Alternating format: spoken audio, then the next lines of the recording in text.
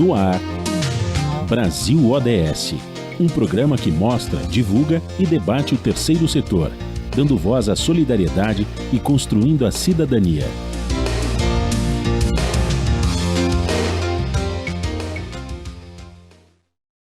Olá, bom dia. Eu sou Joel Scali e começa agora o Brasil ODS, um programa do Observatório do Terceiro Setor com apoio da FAPESP, a Fundação de Amparo à Pesquisa do Estado de São Paulo.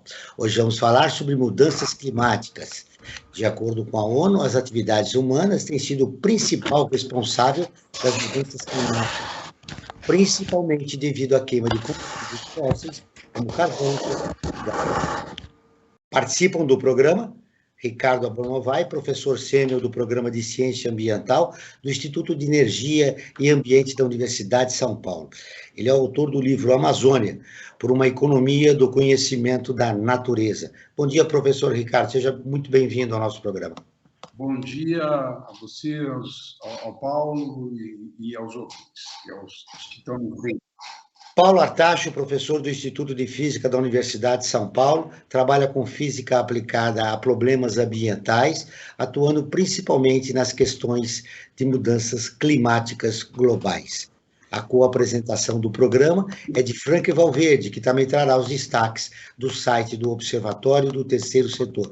E você vai conferir as notícias no mundo com a repórter Leda Letra, direto de Lisboa. Bom dia, Franklin. Bom dia, Joel, bom dia, Ricardo, bom dia, Paulo, e bom dia a você que está em sintonia aqui com o Brasil ODS na nossa rádio Brasil Atual. Bom dia, Franklin. Franklin, o destaque da semana. Joel, esse destaque eu quero reforçar que o objetivo 13 das mudanças climáticas é muito importante, né, porque ela vai combater, né, essa mudança no clima e seus impactos negativos na nossa sociedade, né?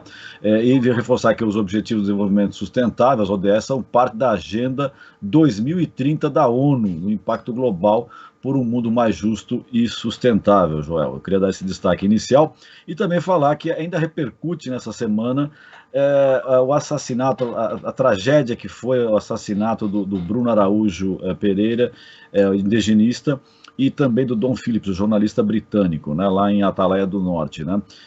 Isso ainda repercute muito, está sendo muito comentado ainda em todos os lugares, em todas as redes sociais.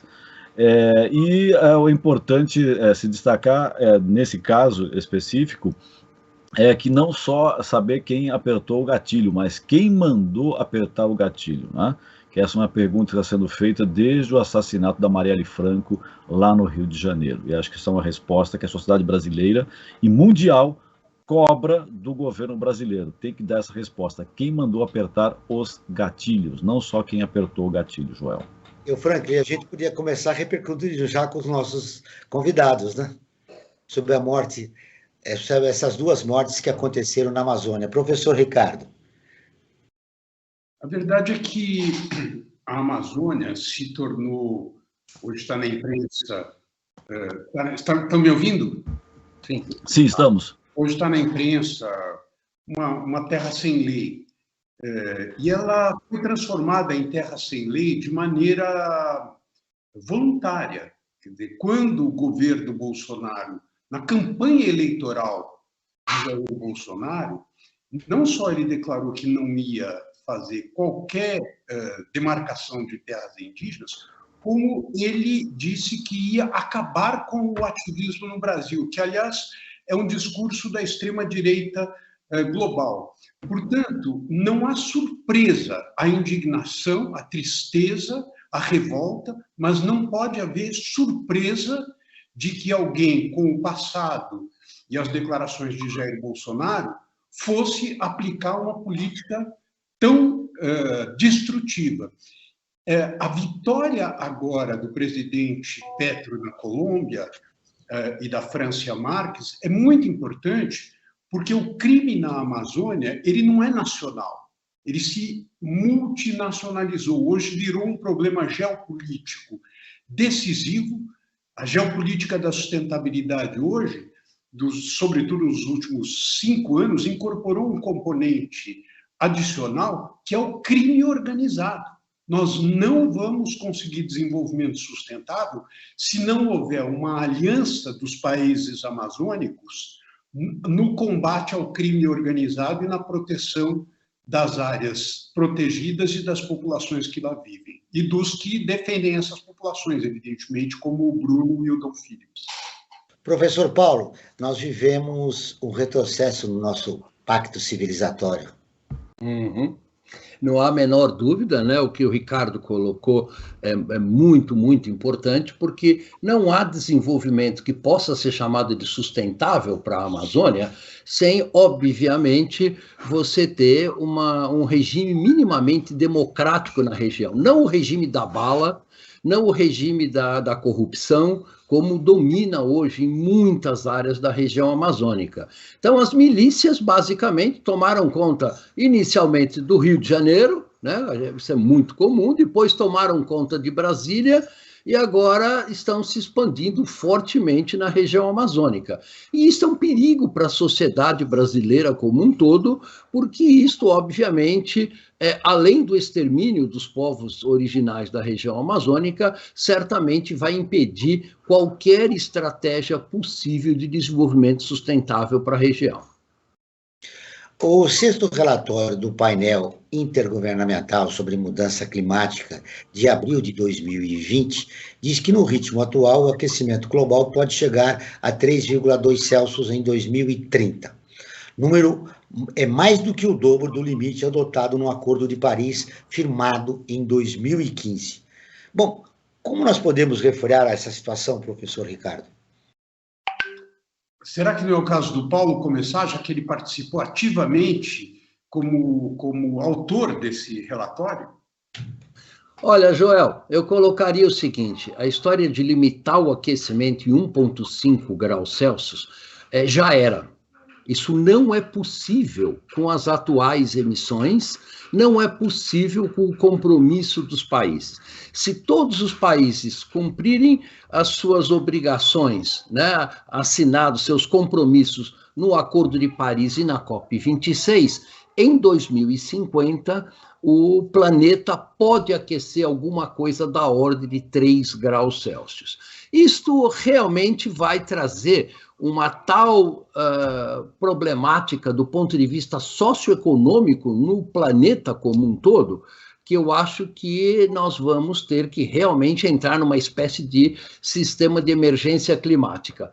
Como o Franklin colocou logo no começo, nós estamos falando do ODS 13, só que tem um pequeno detalhe, né? Sem um clima estável, muitos dos demais ODS vão ser impossívees de serem cumpridos. Não há como dar água para toda a população num clima esperado para as próximas décadas. Não há como fornecer alimentos para a população e assim por diante.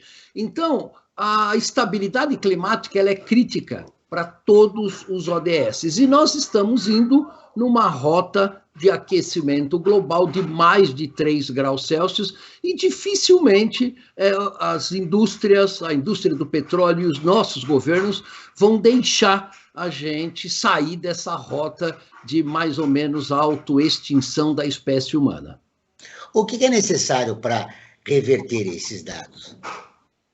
Olha, o IPCC dá a receitinha muito fácil.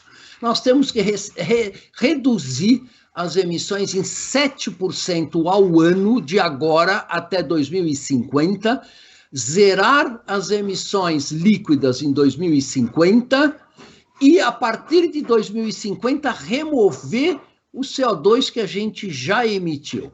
Isto é uma tarefa praticamente impossível, a menos que haja altíssimos custos do ponto de vista socioeconômico. Professor Ricardo, aí eu quero ouvi-lo.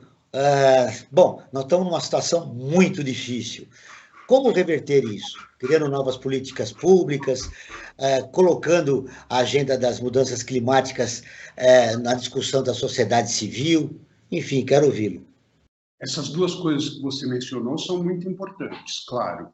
Mas, em primeiro lugar, é muito importante a gente levar a sério as constatações baseadas em informações muito qualificadas, publicadas nas melhores revistas científicas que Paulo Artacho está nos trazendo. Ou seja, o mundo, nos últimos 20 anos, a dependência fóssil do mundo atual caiu de 87% em termos de energia primária para 85%. Nada, tá certo? Está na margem de erro, como se diz em política. Isso está no livro do Václav Smil, How the World Really Works, como o mundo realmente funciona.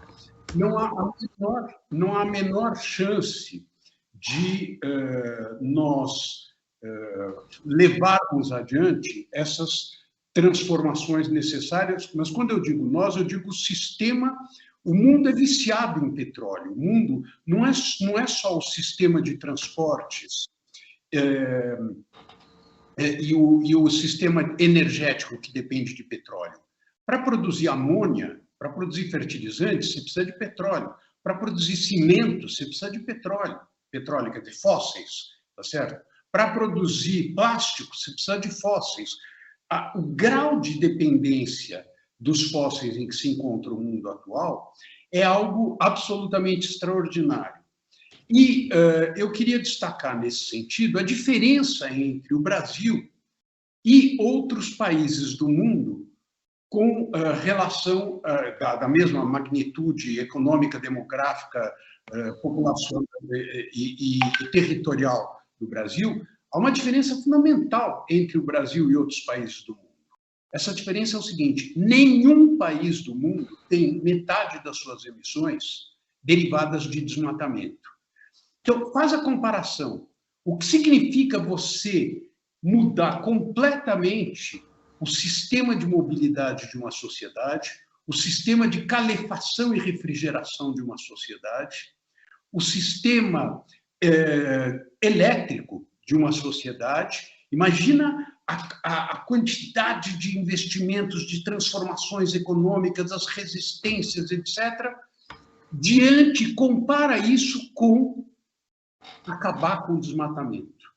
Claro que é difícil acabar com o desmatamento, tanto mais que o desmatamento no Brasil agora, como nós estávamos dizendo no início do programa, adquiriu uma conotação que ele não tinha 20 anos atrás, quando governos democráticos conseguiram, a partir de 2004, a maior vitória individual de um país contra a crise climática, que foi a redução em 80% do desmatamento na Amazônia, graças a uma política integrada de todos os órgãos, policiais e não policiais, e da sociedade civil, voltada a essa finalidade.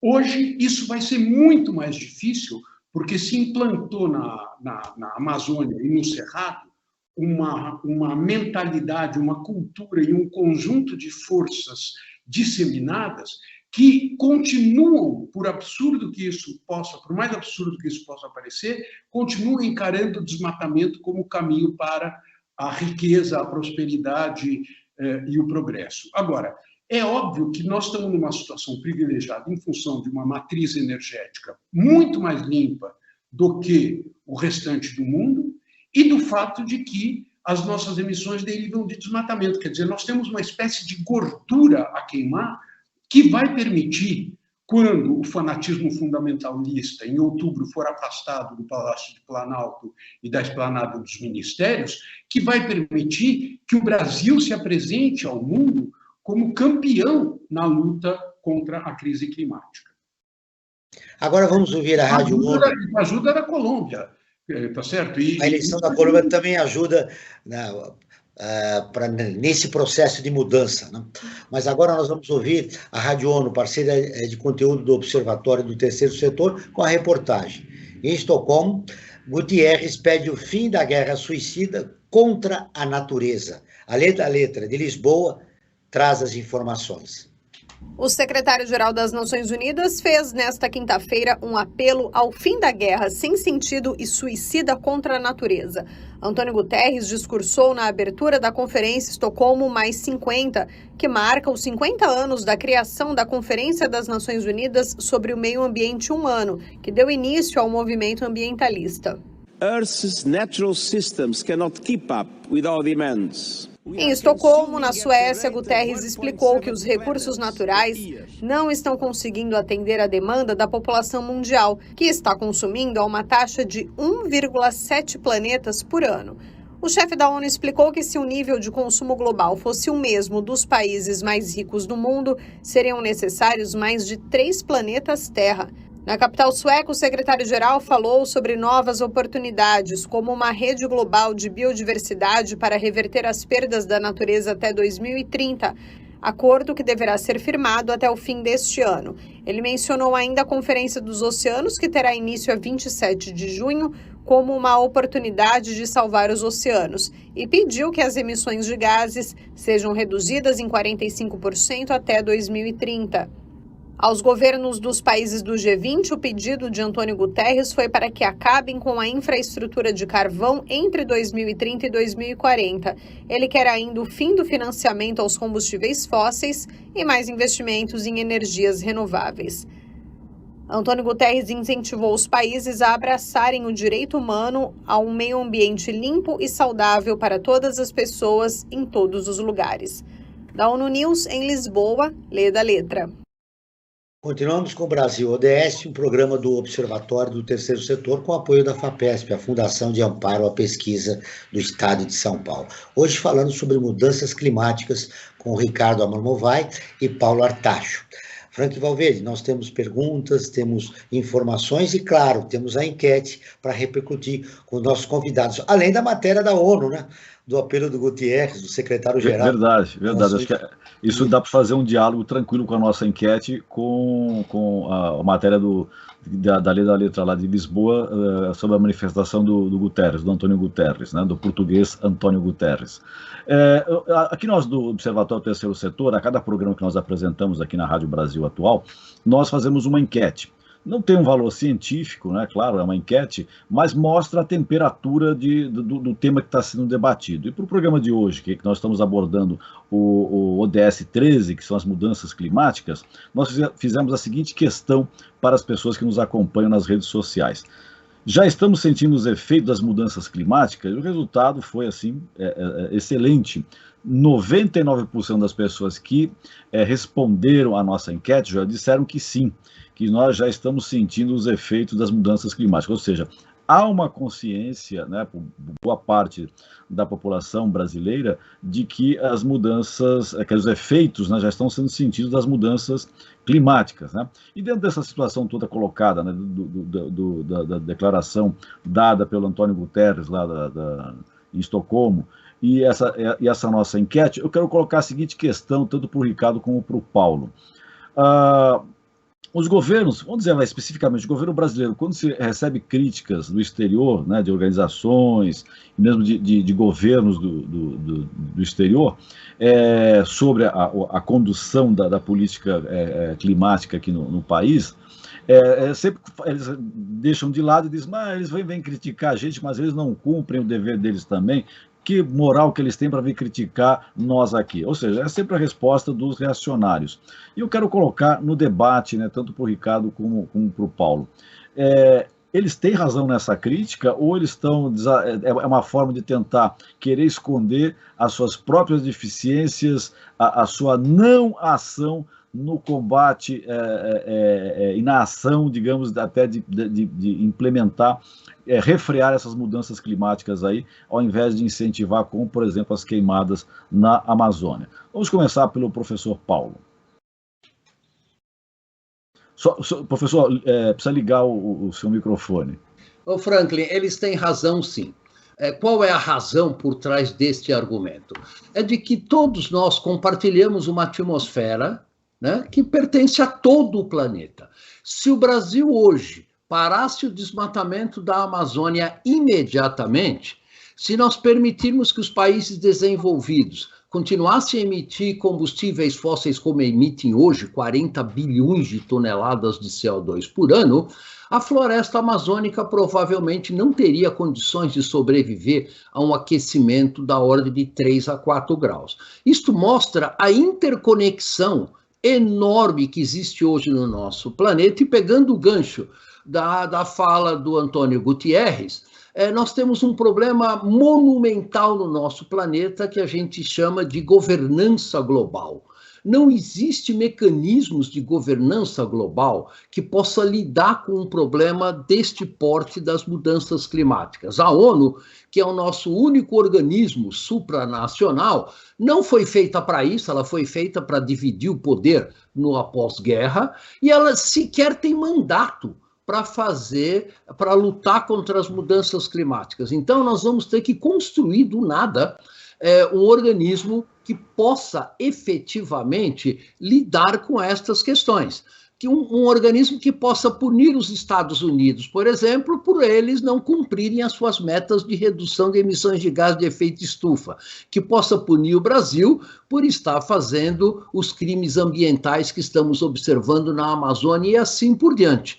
Então, a questão da administração de recursos naturais comuns no nosso planeta precisa avançar muito. E o Acordo de Paris é um passinho muito pequeno, as COP são outros passinhos pequenos, mas nós precisamos de ter um sistema de governança global que possa tirar a nossa civilização, construir do local onde ela tem hoje, construir uma sociedade minimamente sustentável, uma sociedade mais justa, com mais distribuição das riquezas do nosso planeta, e isso é uma tarefa da qual nós não vamos poder escapar se quisermos ter algum futuro no nosso planeta. Bom, como nós estamos num ambiente científico, acho que vai ser interessante que a minha resposta seja o contrário da resposta do meu querido amigo Paulo. Contrário no seguinte sentido. Eu acho que eles não têm razão de fazer essa crítica. Por quê? Porque se você pega os planos elaborados, o New Green Deal, o Green Deal europeu, o empenho da China em novas tecnologias, o esforço do primeiro-ministro indiano, logo ao chegar da Conferência de Paris, convocando os 30 mais importantes cientistas do país e dizendo nós temos metas para 2022 em matéria de aquecimento, em matéria de energia solar, energia eólica, etc., boa parte das quais, aliás, eles conseguiram atingir tudo isso. O que a gente vê é o seguinte: há um empenho dos governantes e da comunidade científica muito grande nessa transformação.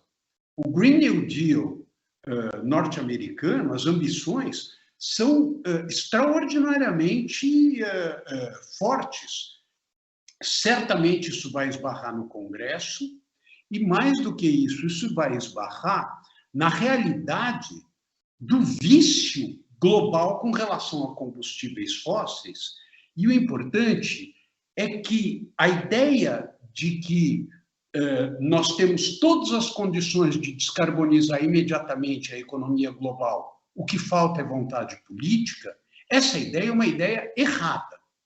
Certo? Essa ideia é uma ideia errada. A vontade política de descarbonizar nas organizações multilaterais, nos governos nacionais, nos grandes blocos, ela existe. Alguns países, como França, Grã-Bretanha, a Alemanha estava caminhando nessa direção, mas agora a guerra provocou um grande recuo.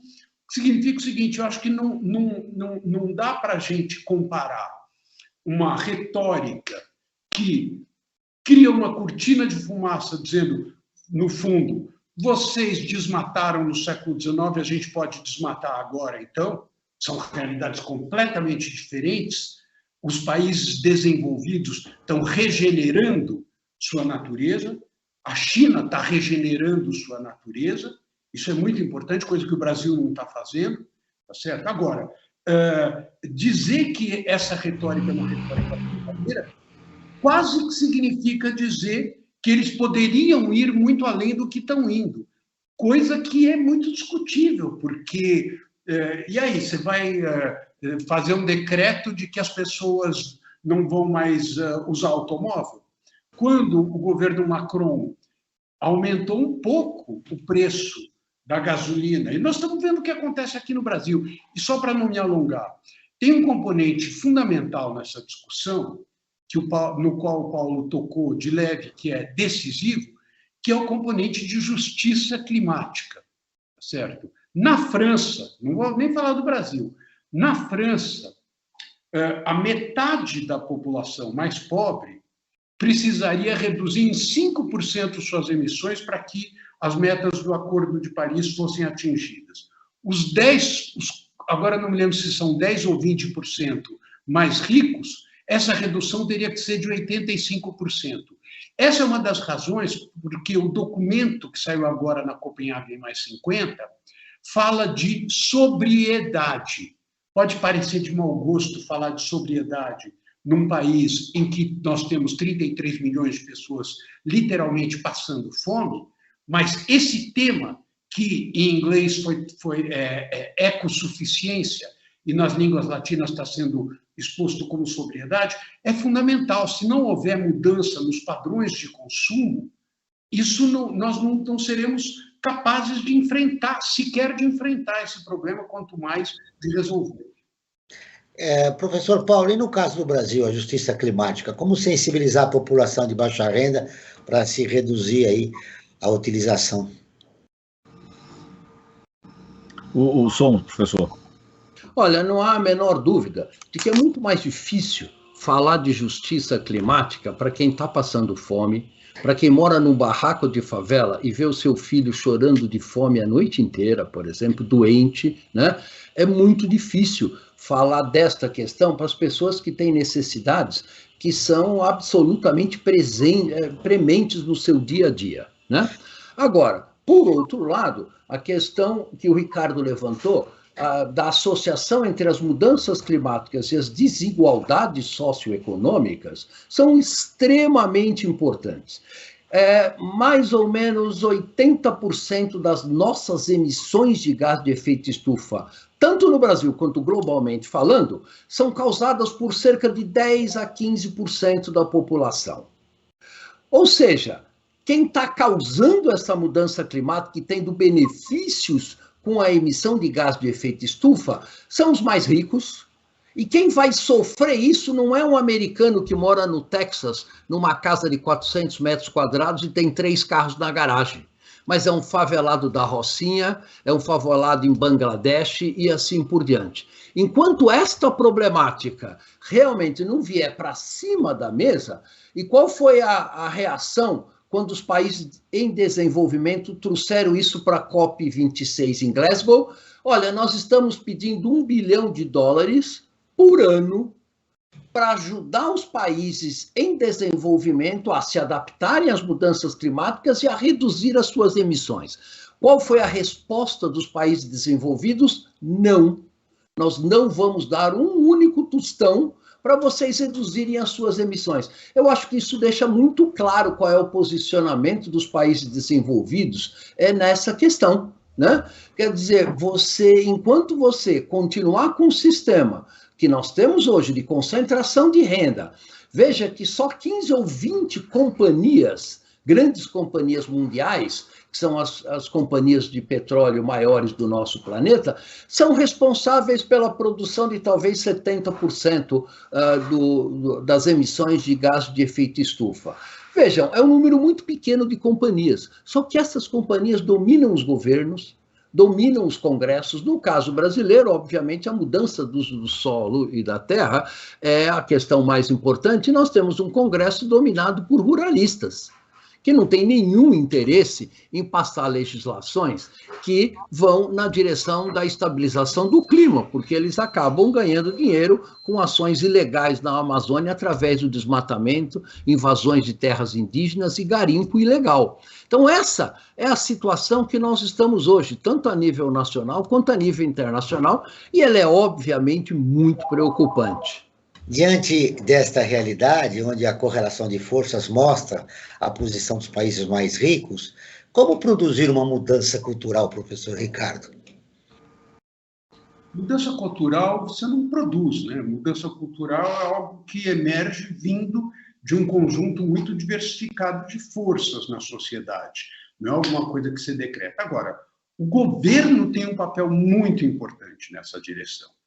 Quando a Colômbia elege o Petro e a Francia Márquez não só ela é negra, como ela foi empregada doméstica, ela é advogada e ela ganhou prêmio pela luta contra a mineração de ouro. Isso é muito emblemático, isso é uma mensagem que se transmite à sociedade que mexe com a cabeça das pessoas. Nós precisamos, acho que mexer com a cabeça das pessoas, nós precisamos ter um poder executivo que, com serenidade, ao mesmo tempo com métodos modernos, o Fábio Malini publicou um fio no Twitter genial com os métodos de comunicação da campanha do Petro. E eles usam TikTok, eles usam pequenas histórias. É muito criativo o jeito de comunicar. Eu acho que mudanças culturais vão passar por aí, mas a gente não pode mistificar isso. E aí, o que o Paulo falou é fundamental. Quer dizer, quando você fala em sobriedade ou ecossuficiência para uma família que está passando fome mesmo, quer dizer, o segundo levantamento do Pensan dá isso, 33 milhões de pessoas no Brasil passando fome, na terceiro ou quarto exportador mundial de alimentos, o que é uma vergonha, nós vamos ter que enfrentar isso como absoluta prioridade. E a nossa expectativa, no fundo, aquilo em que os Objetivos do Desenvolvimento Sustentável apostam, é na possibilidade de você satisfazer necessidades básicas das populações por métodos que não agravem o fenômeno das mudanças climáticas e da erosão da biodiversidade. As 9 fronteiras planetárias, no fundo, se limitar, não ultrapassar as 9 fronteiras planetárias, das quais a gente já ultrapassou 4, no fundo, elas querem dizer isso.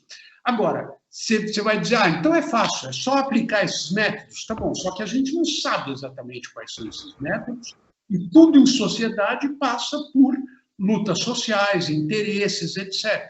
Aliás, para ilustrar o que o Paulo falou a respeito do poder da bancada ruralista no Congresso, eu recomendo vivamente o podcast Tempo Quente, da Giovana Girardi, cujo segundo episódio é exatamente sobre como é que funciona essa bancada ruralista no Congresso. É muito impressionante, vale a pena ouvir.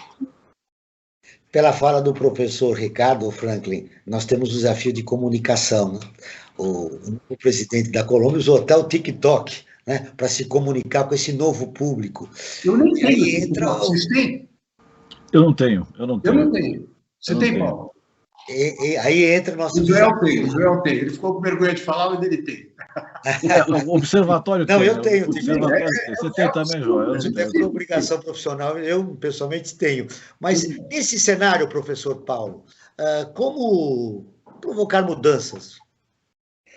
Olha, essas mudanças, eu acho, vão vir da constatação da necessária mudança do nosso sistema econômico, que não é sustentável nem a curtíssimo prazo. Esta ficha está caindo na maior parte dos governos como um todo, né? Nós estamos esgotando os recursos naturais do planeta a uma velocidade tão grande que realmente o sistema está se tornando insustentável. Um exemplo muito claro dessa questão. Todos os países, inclusive o Brasil, né, a maior parte dos países, estão prometendo ser net zero em 2050. Né? Acontece que isso é uma gigantesca piada, né? Uma piada de mau gosto, diga-se de passagem. Por quê? Por várias razões. Primeiro, não há legislações sendo aprovadas para permitir que a gente chegue até net zero em 2050, não só no Brasil, mas também na Europa e nos Estados Unidos. Segundo, hoje, a produção de alimentos corresponde a 30% do total das nossas emissões. São 17 bilhões de toneladas de CO2 associadas com a produção de alimentos. Como é que nós vamos se tornar net zero em 2050? A população vai ter que continuar comendo. Bom, e como é que nós vamos descontar ou capturar 1/3 das nossas emissões atuais por técnicas científicas que ainda não existem?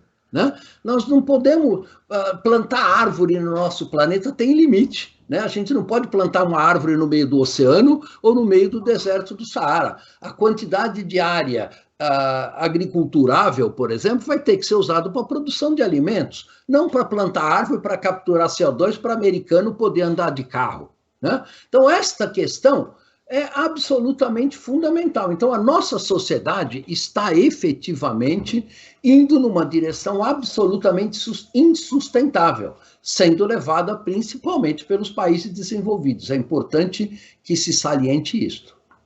O ano de 2021 ficou entre os 7 mais quentes de todos os tempos, de acordo com a Organização Meteorológica Mundial, a OMM. Nem mesmo o resfriamento pelo evento Laninha, que vinha desde 2020, conseguiu evitar a temperatura de 1,11 graus Celsius, acima dos níveis da era pré-industrial, que aconteceu lá nos anos de 1850 a 1900. Bom, isso tem impacto na vida humana, professor Ricardo? Sem dúvida. Na Índia, houve episódios de pássaros despencando, pássaros caindo mortos no chão, em função da elevação da temperatura. No Brasil, nós tivemos uma perda na safra 2021-2022 de 70 bilhões de reais derivadas de seca. Os solos do Cerrado, que é a grande, de fato foi uma grande conquista científica da Embrapa, conseguir converter os solos do Cerrado para a produção de soja, só que isso tem vida, isso tem prazo, certo? Os solos do Cerrado hoje estão doentes, são cada vez menos capazes de oferecer para a sociedade aquilo que era prometido anteriormente em função dos episódios de seca e dos métodos de cultivo que são adotados. Nós vamos ter que discutir essa questão com muita serenidade, com muita ciência.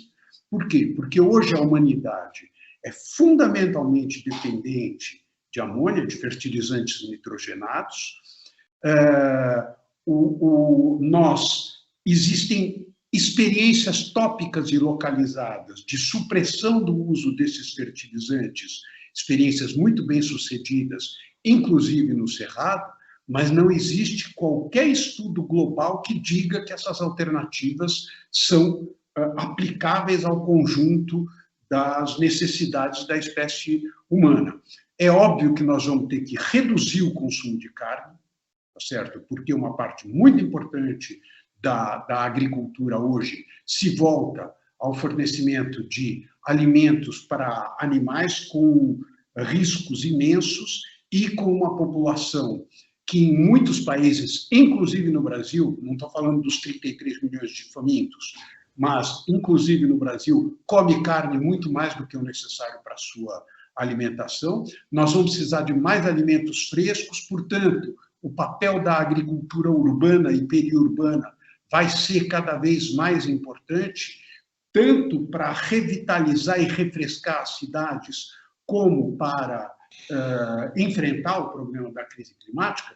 Agora, tem um elemento que eu queria colocar na discussão, que é o seguinte: normalmente, eu acho que essa talvez a maior virtude dos ODS seja essa.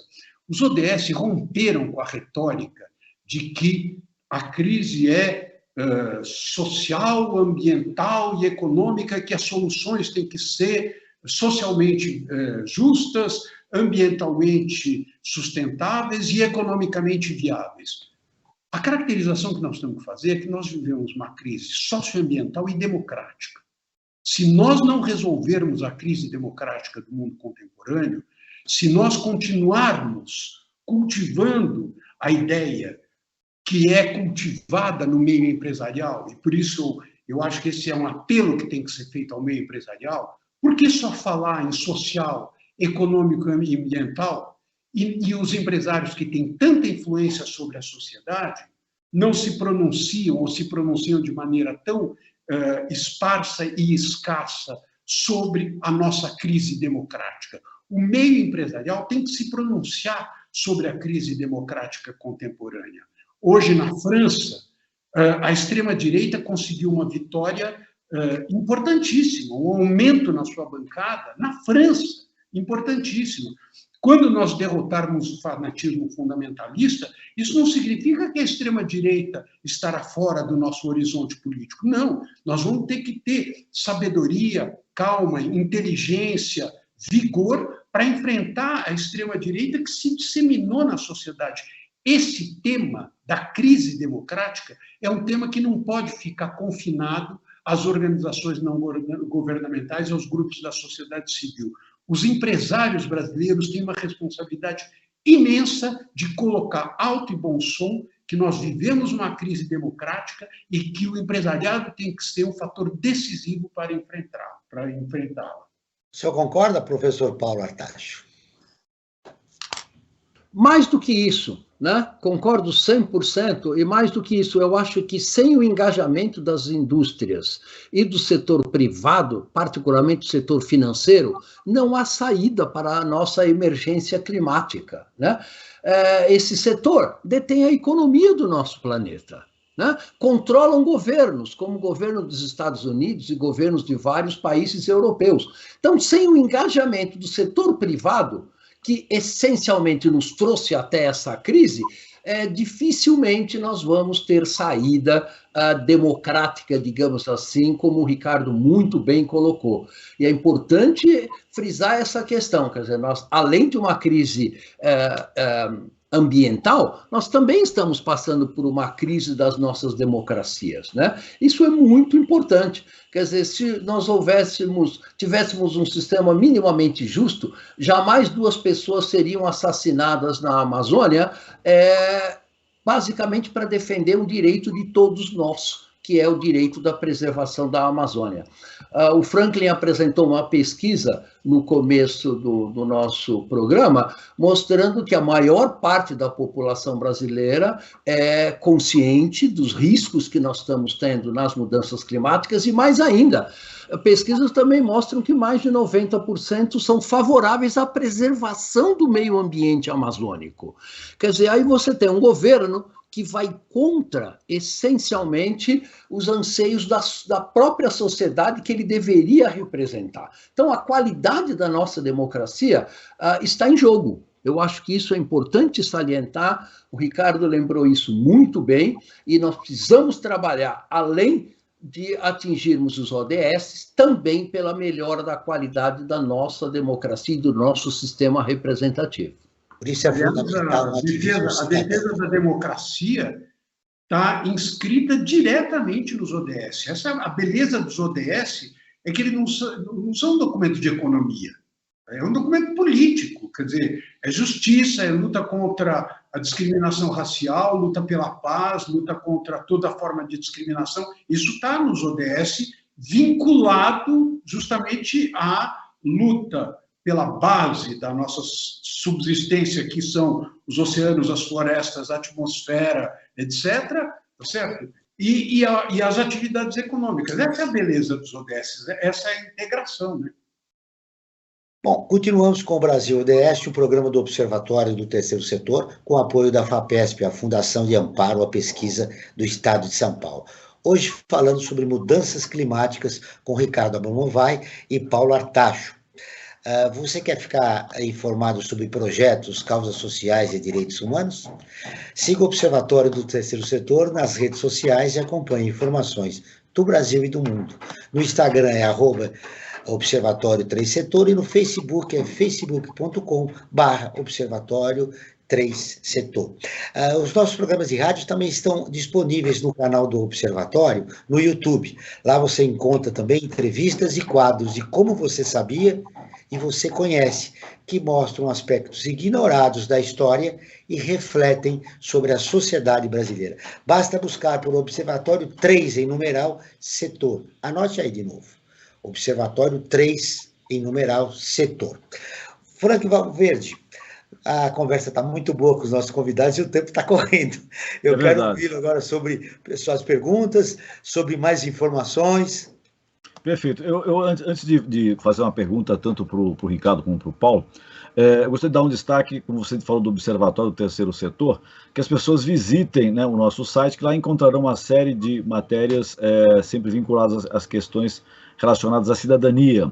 Como, por exemplo, nós temos uma que fala do genocídio no Brasil. Mais de 70% da população indígena foi morta, né? Isso é uma coisa que tem que ser repetida constantemente para que as pessoas se conscientizem do que está acontecendo nesse país, né? Está aí, como nós iniciamos no programa, né, a morte do Bruno Pereira e do Dom Phillips, né, que estavam em defesa dessa população indígena, né, e foram barbaramente assassinados, né? E um outro destaque que eu quero dar, que está vinculado diretamente com a questão do programa de hoje, é a respeito da mudança climática, olha só, por exemplo, dessa matéria que foi feita pela Yara de Andrade, na qual ela diz o seguinte, né, que 5 primeiros meses desse ano já superam todo o ano de 2021 em mortes por causa da chuva, Joel. Olha só, está chovendo muito mais do que chovia antes, né?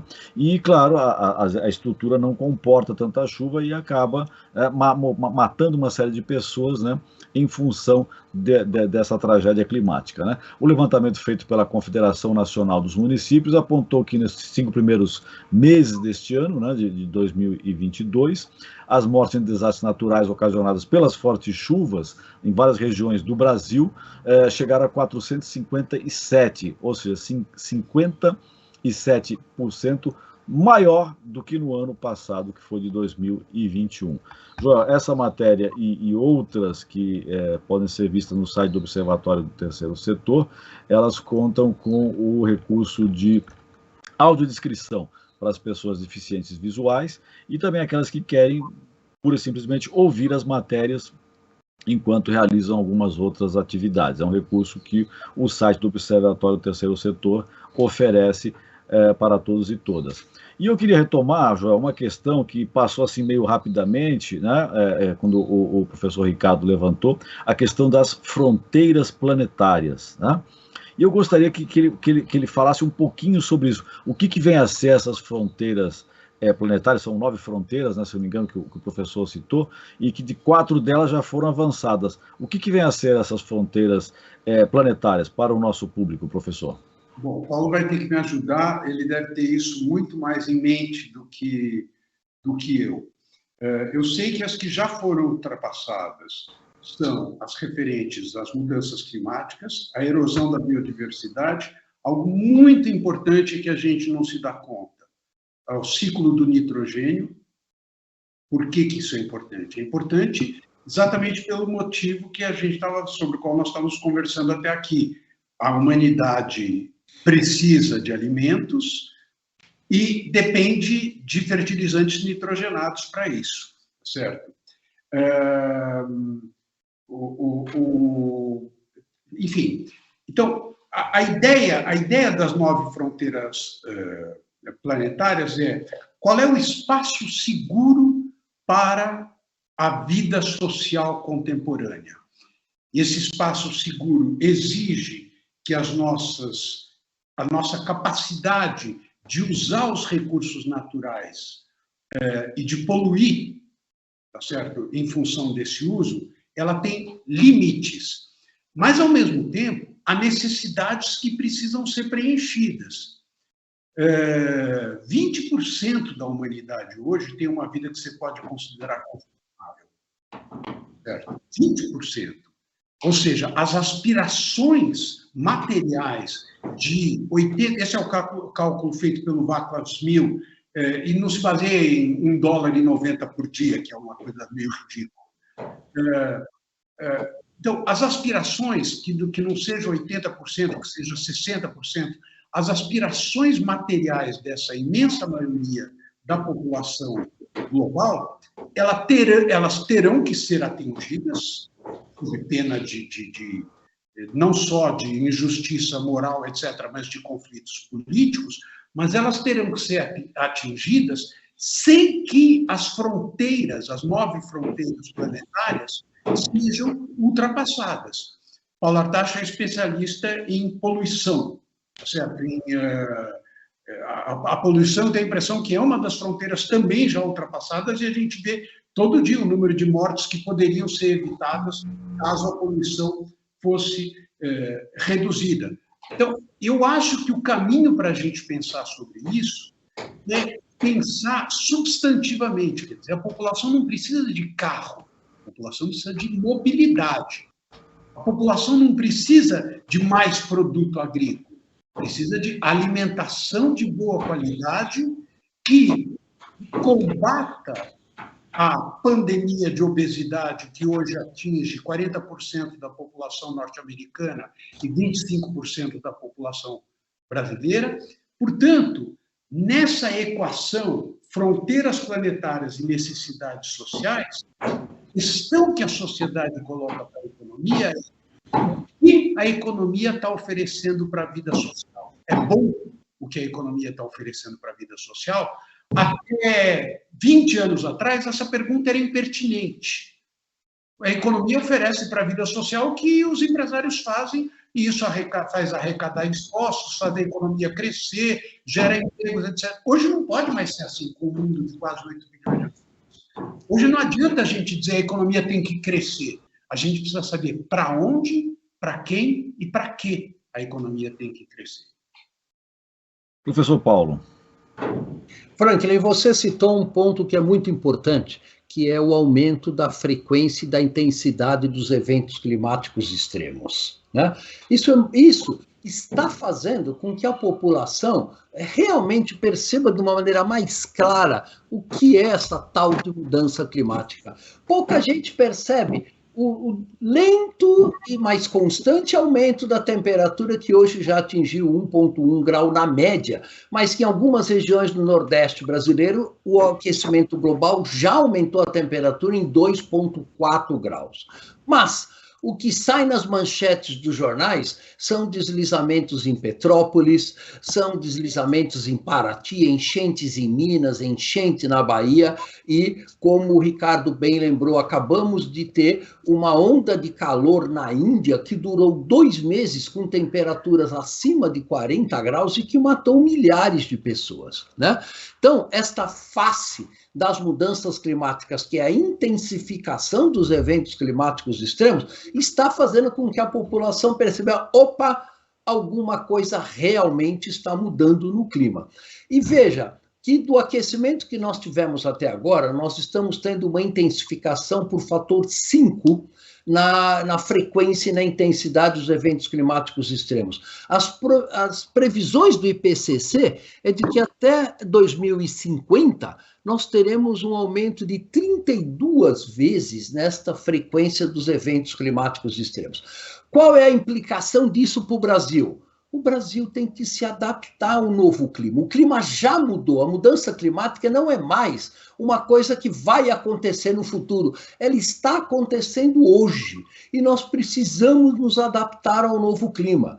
Precisamos adaptar uma agricultura ao novo clima, com muito mais secas no Brasil central, se a gente quiser que a agricultura continue sendo uma atividade econômica tão produtiva quanto ela foi nas últimas décadas. Se nós quisermos produzir hidroeletricidade, temos que administrar os recursos hídricos de uma maneira muito mais inteligente e esperta do que a gente tem feito hoje, senão nós vamos ter que ligar termoelétricas a um custo altíssimo que traz um prejuízo enorme, principalmente para a população de baixa renda. E assim por diante. Então, nós precisamos melhorar a eficiência, injetar mais recursos nas defesas civis de cada município, de cada estado, para proteger a população carente, para proteger a população mais vulnerável que vive em costas de morros. Então, isso são tarefas para ontem para o nosso Brasil, para se adaptar às mudanças climáticas que estão aqui hoje com a gente, e a face mais visível, foi muito bem lembrado pelo Franklin, é o aumento e a intensidade, da frequência e da intensidade dos eventos climáticos extremos. Nós temos um plano de adaptação às mudanças climáticas que continua engavetado nas gavetas em Brasília, mas ele precisa sair de lá e se alterar toda a nossa estrutura econômica e social, se adaptando ao novo clima que, queira ou não queira, já está hoje aqui com a gente. O estudo global, o novo clima econômico na América Latina, alerta que caso as mudanças climáticas não serem controladas, a região pode perder cerca de 17 trilhões de dólares até 2070. Infelizmente, estamos no final do programa. Eu gostaria o destaque final dos nossos dois convidados, 1 minuto para cada um, para deixar o que de mais importante vocês gostariam de registrar no programa de hoje a respeito do tema do nosso programa, mudanças climáticas. Antes de ouvi-los, Franklin, o seu destaque final. Olha, Joel, eu posso fazer a seguinte síntese do programa de hoje. Com as mudanças climáticas, se elas não forem brecadas, nós vamos nos suicidar para o mundo. Pode ser absurda essa imagem, mas é isso que vai acontecer. A gente vai acabar se suicidando. Professor Ricardo, suas considerações finais. Pode ser paradoxal, mas o mais importante na luta contra a crise climática é o fortalecimento da democracia. Alguém poderia dizer, mas se você fortalece a democracia, você justamente fortalece a ideia de que cada um vai defender os seus próprios interesses. Não, a democracia significa debate público de boa qualidade, organizado. Nós precisamos fazer emergir na sociedade brasileira as organizações que estimulam esse debate. Isso, na Europa, tem sido feito. A Assembleia Cidadã sobre o Clima, a Convenção Cidadã sobre o Clima, foi um feito notável, que foi replicado na Grã-Bretanha, e hoje já existem mais de 200 experiências nesse sentido no mundo. Há uma organização brasileira de cidadania, de cidadania, que está levando isso adiante. Então, se nós quisermos levar a sério o tema da crise ambiental, a primeira medida é a defesa da democracia, das instituições democráticas e da participação social na vida pública. Muito obrigado por essa conversa tão bacana e pelo privilégio de estar aqui com vocês e com o meu querido amigo Paulo. Professor Paulo, suas considerações finais. Bom, endosso 100%, né, o que o Ricardo levantou, e eu queria colocar que existe uma outra questão, além da questão democrática, né, que é a questão da visão de curtíssimo prazo das nossas empresas e dos nossos governos, né? Veja, uma empresa tenta maximizar o seu lucro, digamos, nos próximos 2 anos, no máximo nos próximos 4 anos. Um plano de governo, em geral, pensa nos próximos 4 anos de governo. Mas, na verdade, nós temos que começar a pensar como é que vai ser o nosso planeta nas próximas décadas, como vai ser o nosso país, como vai ser o nosso município ao longo dos próximos 10, 20 ou 30 anos. Isso nos ajuda muito a pensar que vida que nós queremos hoje para a nossa sociedade. Então, essa questão de ter uma visão de curtíssimo prazo que predomina nas empresas e nos governos tem que acabar. Temos também, obviamente, que reduzir a questão das desigualdades econômicas, né? É escandaloso as desigualdades econômicas que a gente tem no nosso Brasil, né? Então, isso precisa mudar, além de, obviamente, atender aos ODS, dos quais um deles, né, é fornecer alimentos e água para a população de boa qualidade, igualdade de gênero e assim por diante. Quer dizer, os ODS são um guia que os países deveriam seguir para a gente atingir o que a gente chama um desenvolvimento minimamente sustentável, e eu acho que é uma tarefa de toda a sociedade perseguir esses ODS, todos os 17 ODS, para que a gente possa efetivamente construir uma sociedade minimamente sustentável. Para isso é fundamental, professor Paulo, um projeto de Estado que atenda a maioria da população brasileira. O Brasil ODS, um programa do Observatório do Terceiro Setor, com apoio da FAPESP, a Fundação de Amparo à Pesquisa do Estado de São Paulo, está terminando. Eu agradeço a presença de Ricardo Abramovay, professor sênior do Programa de Ciência Ambiental do Instituto de Energia e Ambiente da Universidade de São Paulo. Ele é autor do livro Amazônia, por uma economia do conhecimento da natureza. Não falamos sobre economia sustentável, professor Ricardo. É um motivo para trazê-lo novamente no nosso programa. O Paulo Artacho, professor do Instituto de Física da Universidade de São Paulo, trabalha com física aplicada a problemas ambientais, atuando principalmente nas questões de mudanças climáticas globais. Esse programa foi produzido pela equipe do Observatório do Terceiro Setor. Na próxima terça-feira, às 9 horas, acompanhe o nosso programa Perspectiva, sempre com assuntos importantes da atualidade. E ficamos por aqui, sempre na luta por uma sociedade mais justa, solidária, sustentável e tolerante. Até o próximo programa.